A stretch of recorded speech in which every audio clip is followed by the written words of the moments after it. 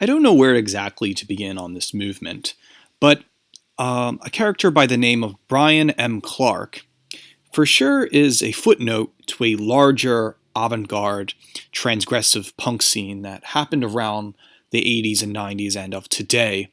The work of Brian M. Clark is very minimal, but will provide answers to many things, as Clark is interconnected to other interesting transgressive characters who now basically influence the ladder of kind of the art school fascist ideology and kind of the continuation of this funny, hilarious indoor group kind of scene that's happening in Denver, and they're made up of older people, probably now in their 40s or 50s. But let me introduce to you who exactly is Brian M. Clark. On his website, if you go to his website, brianmclark.com, he writes, "There are many, many white guys out there in the United States of America named Brian Clark, and even a few Brian M. Clarks as well. This particular Brian M. Clark is an avocational writer and musician, lover of cheap beer, and resident of scenic Denver, Colorado. He can be contacted at brian@brianmclark.com. That's very interesting, nothing too controversial, very quick. He has links to his Bandcamp, his Discog, a Facebook, an Instagram, Twitter, YouTube, our YouTube playlist, which is all public knowledge. But I'll get into the nitty-gritty, what he's really about. Clark is known as Boyd Rice's biographer, and as well as his anthologist. Clark has also read a little zine pamphlet called Fuck All You Motherfuckers, which I'll get to in Vic, and he as well made some kind of satirical pamphlet called What Will Really Happen in 2012, where he kind of makes fun of people who are predicting 2012, kind of like this punk rock in your face, you're such a dweeb for believing in 2012 predictions.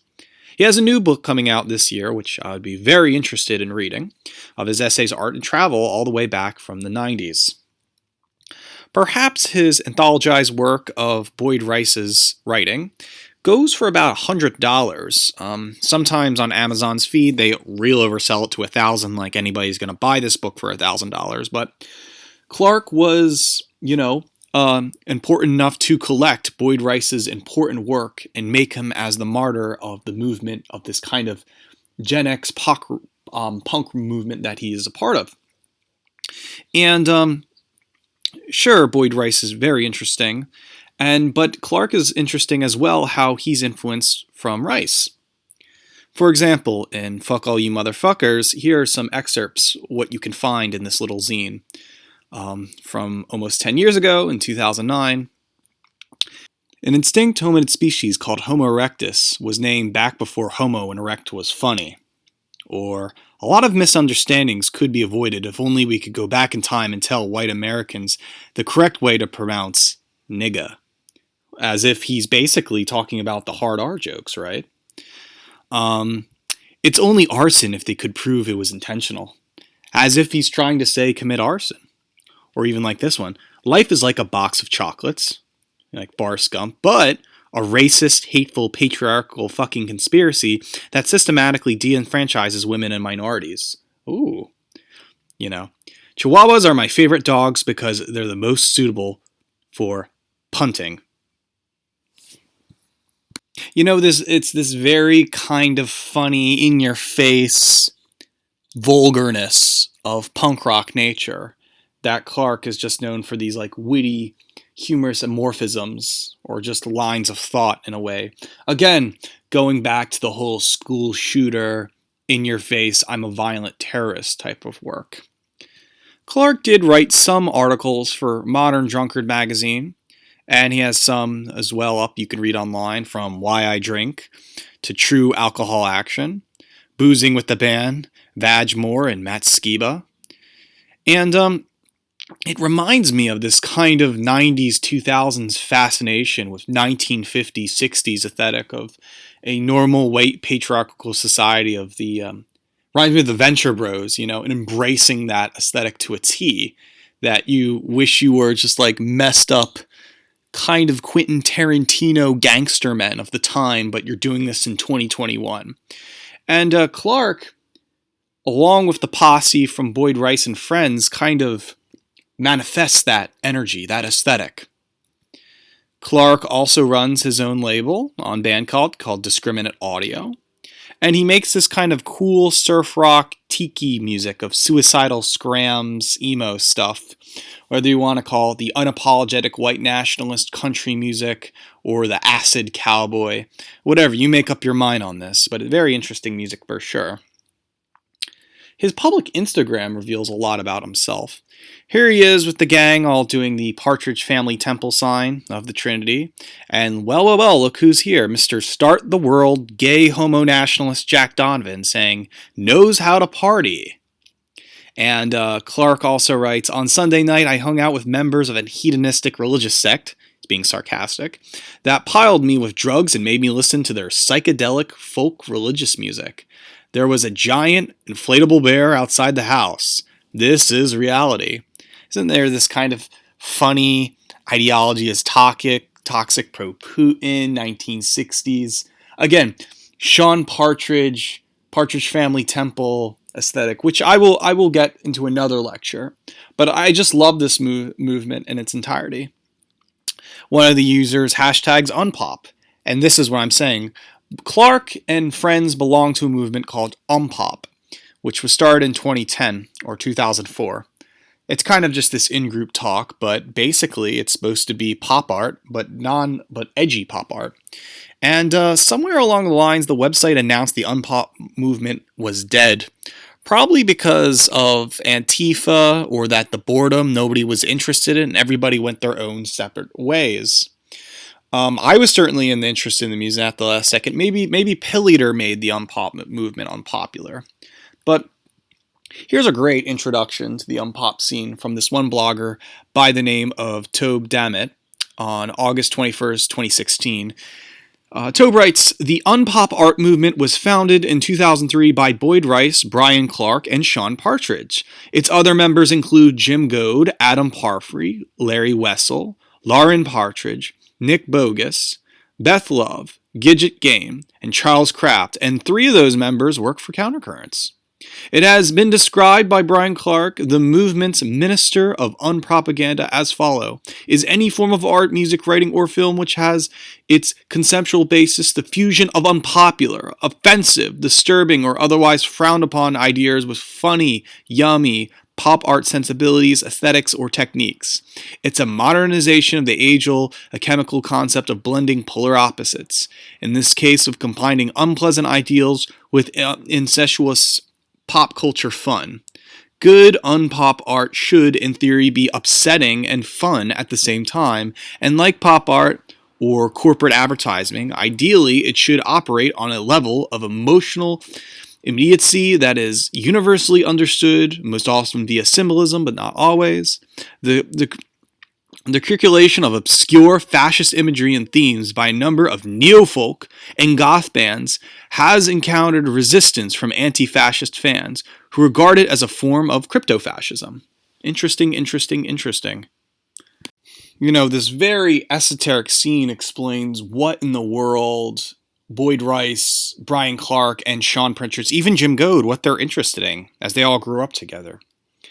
I tried to explain this in my own words, besides the Unpop movement, and I called it Fast Food Fascism and Its Esoteric Meaning, which I published on my blog at www.pilleater.com, which I review where white nationalist or the transgressive, skinhead scene has it all wrong because they're ignoring Brian Clark's concept of unpop stuff.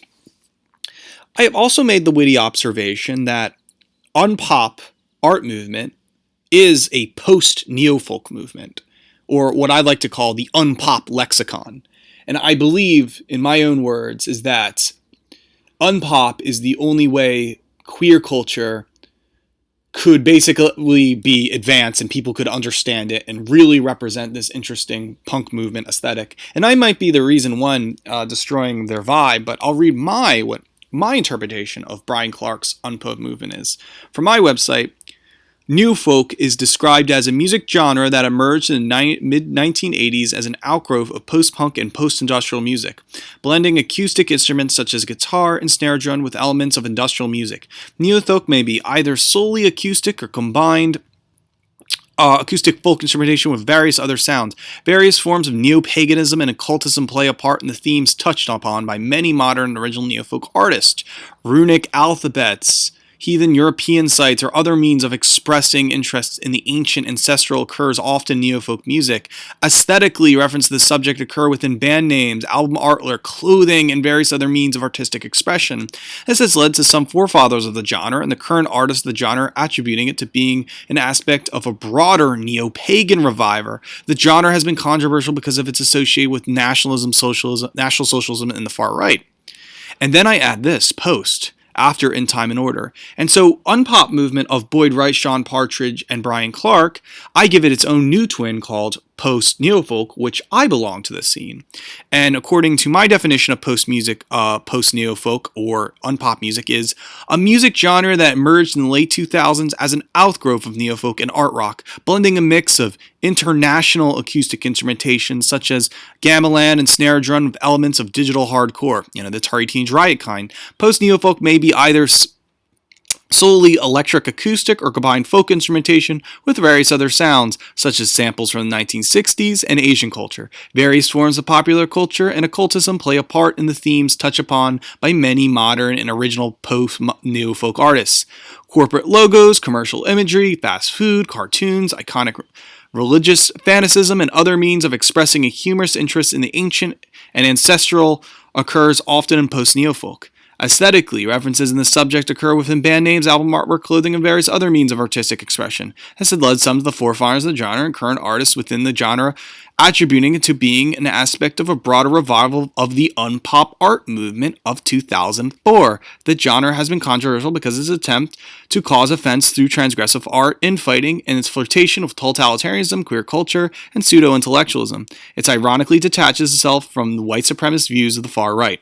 And that's how I describe the movement as of now, which I'm a part of. Now, I think, Brian M. Clark is also a lawyer, and from understanding his LinkedIn page, he's, doing an immigration attorney. I believe he's still that, but, almost 2 decades ago, he was an art student. And him doing law was more of a twist to, get more money or try to put himself on a better path, but his determination in being a lawyer would help him understand, the coherent aspect of making sense of Boyd Rice and the entire unpop movement on a whole. Here's the power. My only criticism of Brian M. Clark is his tardiness to people who want to go against the system. As I saw on his Instagram page, he is criticizing this anti-capitalist graffiti by saying he is has the poor grammar, and he's not getting the message that, listen, capitalism is far more deadly than the virus. Richard Wolff is correct. And probably because Clark is a lawyer, and he represents that if you work hard enough in the system, you will get money.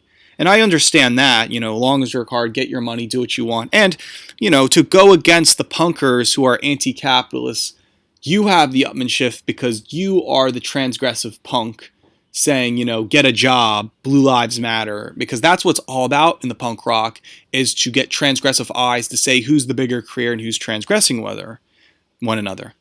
Nonetheless, I believe Brian M. Clark is a hidden figure in the Boyd Rice, Partridge Family Temple, Unpop movement circle, and I suggest my students to pick up his zine and as well as his very concise, beautiful biography on Boyd Rice, as it explains the whole unpop movement and the aesthetic Boyd Rice was offering.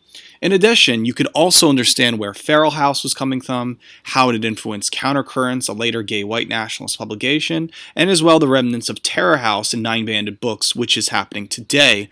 It all starts with avant-garde industrial and power electronics, and from there it has also influenced my own movement of the AXA movement. Hopefully this puts things in better perspective about the history of transgressive art. So class dismissed, and thanks for listening.